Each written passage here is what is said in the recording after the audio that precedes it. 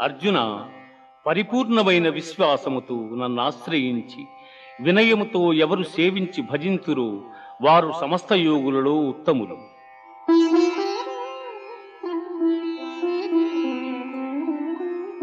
మనుష్యాణాం సహస్రేషు కశ్చిద్యతతి సిద్ధయే యతతామపి సిద్ధానాం కశ్చిన్మాం వేత్తి తత్వతః.